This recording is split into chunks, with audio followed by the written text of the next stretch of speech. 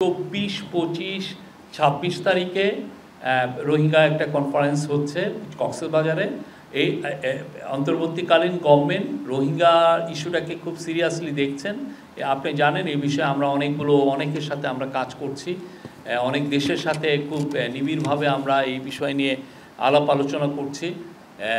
তো সেই আলোকেই রোহিঙ্গা ক্রাইসিসটাকে আবার ইন্টারন্যাশনালি যাতে মেজর ডিসকাশনের বিষয় হয় সেটার জন্য আমরা এইটাকে হাইলাইট করার জন্য তিনটা বড় ইন্টারন্যাশনাল কনফারেন্স করার আমরা প্ল্যান নিয়েছি।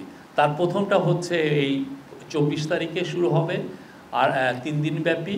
এরপরে 30শে সেপ্টেম্বর হবে সবচেয়ে বড়, সেটা ইউএনএ হবে।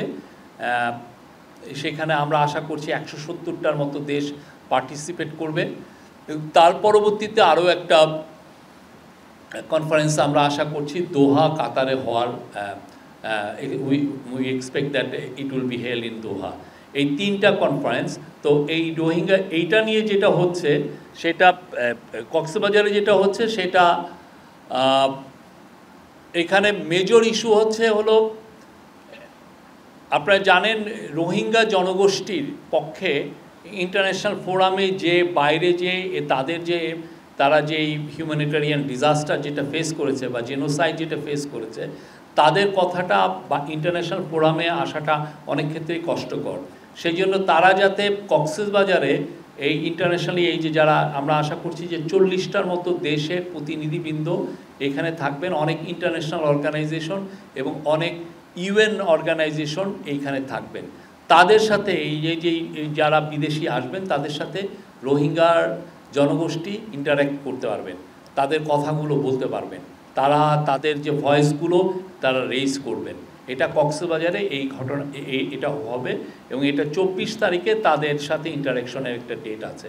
25 তারিখে আমাদের চিফ অ্যাডভাইজার মহোদয় ওখানে যাচ্ছেন এবং 26 তারিখে এই তারপর উনি এসে পড়ার পরেও কন্টিনিউ করবেন ডায়ালগ এবং এটা 26 তারিখে কনক্লুশন হবে। তো এখানে মেজর যেগুলো ডিসকাশন পয়েন্ট,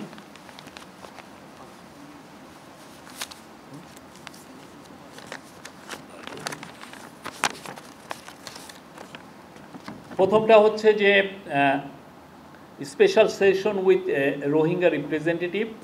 সেখানে মেজর ডিসকাশন পয়েন্ট হলো confidence building measure towards A conducive environment for repatriation of Rohingyas to their homeland in Myanmar.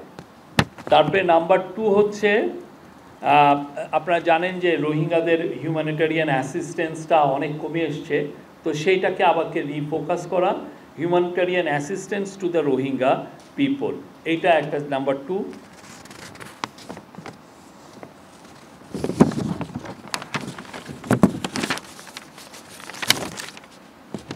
Number 3 session হচ্ছে accountability and justice for atrocities committed against Rohingyas.